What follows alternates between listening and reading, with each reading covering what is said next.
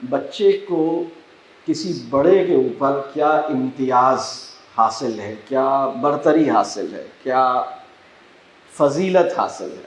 سب سے پہلی بات یہ ہے کہ ہر بچہ پیدائشی طور پر علم دوست ہوتا ہے، وہ نالج سیکر ہوتا ہے، اور دوسری بات یہ ہے کہ وہ انسان دوست بھی ہوتا ہے۔ تیسری بات یہ ہے کہ وہ ذہین ہوتا ہے، اس کی جو ذہانت ہے نا وہ فطری طور پر اتنا ذہین ہے، اور اس کے سیکھنے کی رفتار کسی بڑے انسان کے، کسی بہت قابل انسان کے سیکھنے کی رفتار سے زیادہ ہے، وہ زیادہ ذہین ہے۔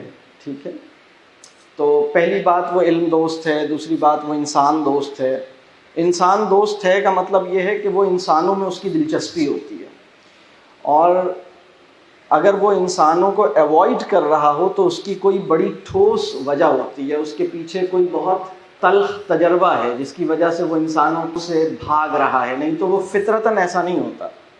یعنی ہمارے معاشرے میں وہ بچے جو علم بیزار ہیں وہ اوریجنلی ایسے نہیں تھے، ہمارے معاشرے میں وہ انسان جو انسان بیزار ہیں وہ بھی اوریجنلی ایسے نہیں تھے، پھر ہمارے معاشرے میں وہ لوگ جو ذہانت کا استعمال نہیں کر پا رہے وہ بھی پیدائشی طور پہ ایسے نہیں تھے۔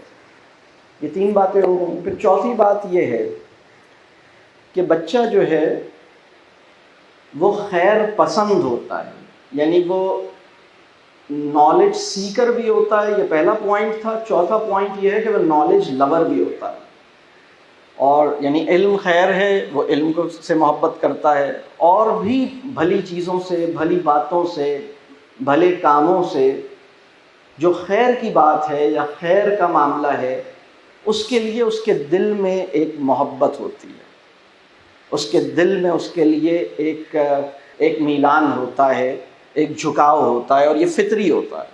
تو یہ چار باتیں ہو گئیں۔ تو کسی بچے کو ہمارے اوپر جو فوقیت یا فضیلت یا امتیاز حاصل ہے، علم دوست ہے، انسان دوست ہے، ذہین ہے، خیر کے لیے رب کریم نے اس کے اندر ایک فطری لپک رکھی ہے۔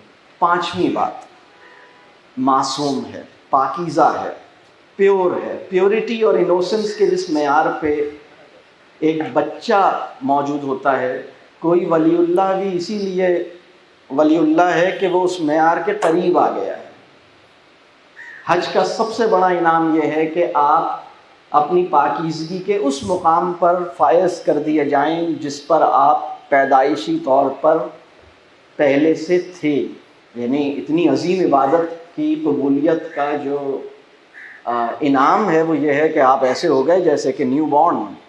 تو پہلے تو یہ دیکھنا ہوگا نیو بورن کو مجھ پر کوئی فضیلت حاصل ہے، مطلب نہیں تو میں رب کریم کی اس عطا کو سراہنے کے قابل نہیں ہو سکوں گا۔